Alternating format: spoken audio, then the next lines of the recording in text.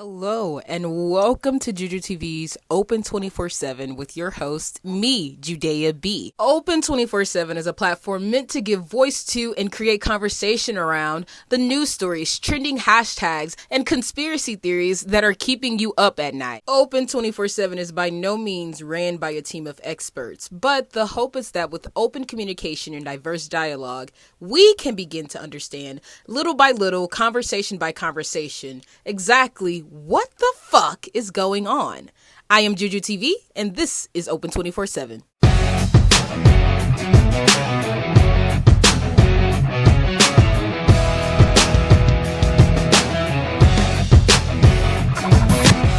Welcome back, JujuBees, and thank you so much for tuning into another episode of Open 24/7 with your host, me, Judea B. I just want to take the moment to give a huge shout out to those of you who watched the podcast concerning Amir Locke and his story, who actually took the time to donate and to follow up more and to read more into it. I really appreciate it, guys, because that's what Open 24/7 is about. Creating conversations that urge us to go out and do something about it. Actually creating change in this world, creating a better tomorrow. So special shout out to you guys. I really appreciate it. Keep it up, because we're not stopping here. We're going to pick right on up into this week's headlines. And when I tell you this week was noisy, but I would also like to take the time to remind everyone that if you need a break, a mindfulness break, do that, because there was so much going on this week. And I can understand that overwhelming sense of just chaos. The world was very loud. There were a lot of things going on, and we still had to wake up and function as citizens. We still had to wake up and deal with personal problems. We still had to wake up and live life through chaos. So first off, if you've made it to the end of this week without losing your mind and you still have your sanity intact, go ahead and give yourself the biggest pat on the back, because you deserve it. This week's headlines brought us updates in the pursuit of justice for Ahmaud Arbery, unrest in Ukraine, and living Black history, with Ketanji Brown Jackson being the first Black woman to be nominated for Supreme Court Justice. This week, for sure, full of highs and lows. Nevertheless, Open 24/7 is a podcast meant for those of us who don't watch the news. So I'll for sure get you guys up to date, get you talking about the news and the world around you, in hopes that we can lead a better tomorrow. This is Open 24/7. Wednesday afternoon brought news for the family of Ahmaud Arbery, as the three men involved in Ahmaud's death were found guilty on all counts of federal hate crime. For those of you who are unfamiliar with Ahmaud's story, I urge you to please look into it and understand exactly what's going on. Don't just take my words for it. Look into it and develop thoughts and feelings of your own. But for the sake of context, Ahmaud Arbery was shot and killed by a father and son neighbor trio in a suburban neighborhood of Georgia. Ahmaud was a 25-year-old Black man at the time, and his murderers were three white men, ages 34, 64, and 51, I believe. Please fact check me on this. At the time of his murder, Ahmaud was jogging in a neighborhood. The three white men present in the neighborhood at the time pursued Mr. Ahmaud, and their pursuit ended in the death of Mr. Ahmaud by gunshot wound. The media then became aware of this injustice by the video footage of Mr. Arbery's death surfaced on the internet. The recording neighbor was also charged. Now, for those of us who have been following the Ahmaud Arbery story and his family's pursuit of justice, then you may already know or be aware of the fact that these three men had already been found guilty of, convicted, and sentenced on all counts of attempted kidnapping and murder. Two of the men, the father and son, were sentenced to life without the possibility of parole, and the neighbor, or the third pursuit, was sentenced to life in prison with the possibility of parole in 30 years or after 30 years. So I imagine that it can be a little confusing on what exactly is going on. A second conviction? Well, in federal court, the men were actually found guilty of and convicted of a federal hate crime, which comes in contrast to the original murder trial that failed to recognize race as a contributing factor in Ahmaud's death. Well, the federal hate crime conviction actually turns that ruling on its heels and says or recognizes that race was actually the contributing factor in Ahmaud's pursuit, his assault, and subsequently his murder. Now, this can be seen as a win by many people, including Ahmaud's family, who were very happy about the outcome of the trial. For Ahmaud's pursuit and murder to be deemed or seen exactly, recognized as exactly what it is or what it was, a hate crime. Now, some feel that this is a band-aid that just pacifies certain issues of race and inequality that still plague America today.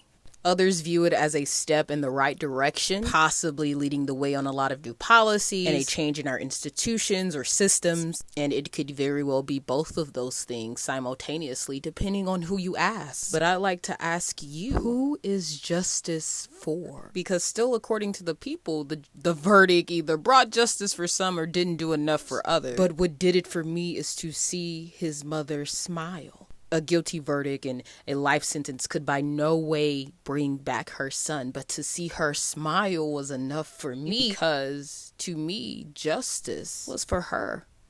I completely understand that Ahmaud's story was a martyr story, as sad as that is, meaning that the crimes against Ahmaud were the crimes against an entire people, especially on the basis of skin. But that was her son. So during the entire debacle of the differentiating opinions about whether it was justice or not justice, for me, all I could think about was the basis of our justice system here in America. I thought about the importance of victim advocacy, because they are the victims. They are the ones whose daily lives, whose day-to-day is impacted. So to see his mom rejoice and be happy with the outcome was enough for me.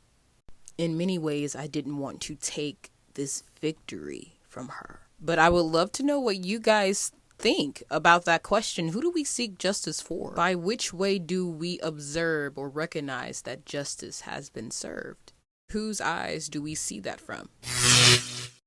The next headline, as I said before, is Living Black History, as Ketanji Brown Jackson was nominated as the first Black Supreme Court Justice. Now, y'all need to warm up them lips and do something, honey, because we're going to get to pronouncing her name correctly. Ketanji. And it's Brown Jackson, okay? So put some respect on it. Ketanji has ruled as a federal court judge since 2013. But just of last year, she was promoted to the Court of Appeals for the D.C. Circuit. And for those of you who are unfamiliar, the D.C. Circuit is the second most powerful court in the U.S. for its influence in policymaking and law. Ketanji was very vocal in her opposition to Trump-era policy and has said that she offers a diverse outlook on certain issues than some of her colleagues. But with that came the arguments and the headlines of left versus right, the political platform Ketanji has built for herself. We will not get into that here because this is not that podcast. But I urge you, look into her political career, right? Look into some of the things that she has voted for, voted against, has stopped, has started, and develop your own opinions. I applaud her for the history she has made. But I urge you to understand more than just history. Understand now. This final story or headline that put the cherry on top of a very chaotic week for the U.S., unrest in Ukraine. Now, this story is very much developing, and I would love to cover it again when I have the time to actually go through the headlines and understand a little bit more fact-finding about the actual issues at play here. But unrest in Ukraine, the invasion of Russian forces into the country's capital city, the implementation of martial law by Ukrainian officials that state clearly that men ages 18 to 60 are no longer allowed to leave the country in an effort to preserve or even strengthen the country's existing military or militia.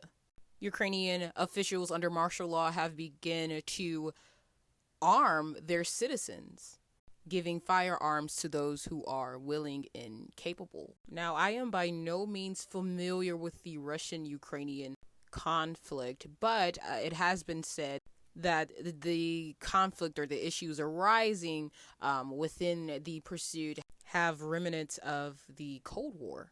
Now, for people like myself who don't watch the news and you didn't pay attention to U.S. history in 11th grade, the Cold War was exactly how it sounds. And no, it wasn't fought in the cold. That's not what that means. The Cold War was essentially a time where the tensions were at an all-time high between U.S. and Russia and maybe some other countries in that sort of ally, non-ally space.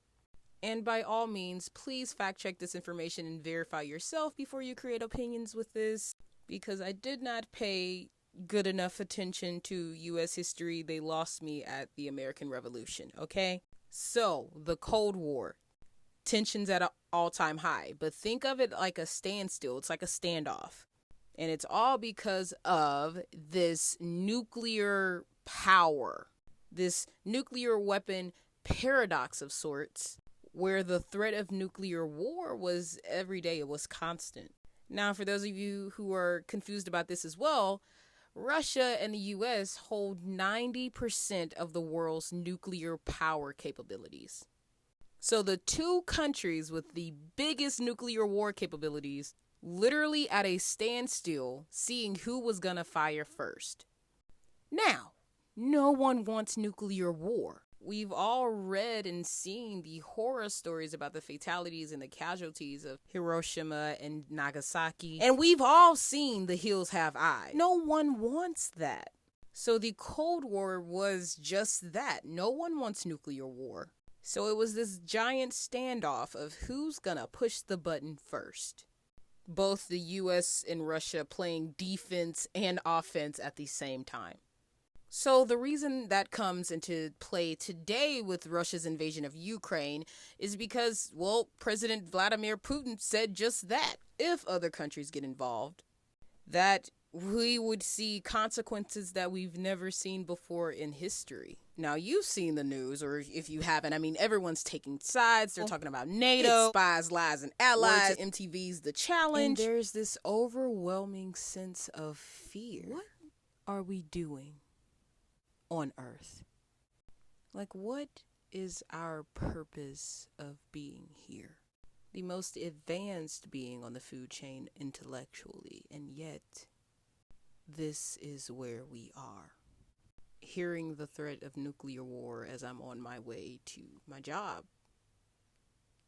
Seeing the headlines as I'm walking my dog. Going over what if scenarios with my mom. And everyone has an opinion.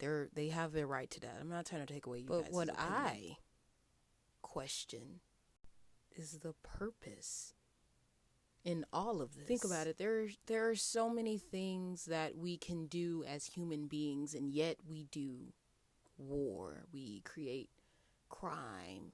We drastically make this earth a worse place to live in. But it's bigger than that. It's bigger than that. We're the only intellectual beings of this kind in this entire galaxy, in this entire Milky Way of a solar system. The only Earth in this entire millennial of space. And this is what we do with it? That's a question that I play over and over in my mind. I just imagine, where could we be? Where would we be if this same energy was directed towards, well, I don't know, global warming? Fossil fuel usage. Sustainable energy. Crime rates are spiking. COVID's running rampant. Nuclear war is on the table for discussion. And I still have an essay due at 11:59 tonight. But that's just my point. A reiterating theme for me this week has been life is bigger. Life is bigger than my morning runs to Starbucks. It's bigger than my 9 to 5. It's bigger than me. But with that bigger life comes a whole lot more chaos. A lot more noise, stress, anxieties. But with that also comes possibility, opportunity, hope. So that's gotta make it worth it, right? I'm JUJUTv, and this has been JUJUTv's Open 24/7, a podcast to shed light and understanding on the headlines, keeping you up at night. Open 24/7 by no means will find the cure to cancer, cure world hunger, or stop impending doom for that matter. But the hope is that with open communication, conversation by conversation, we can begin to understand exactly what the fuck is going on. I'm your host, JUJUTv. I am JUJUTv, and this has been Open 24/7.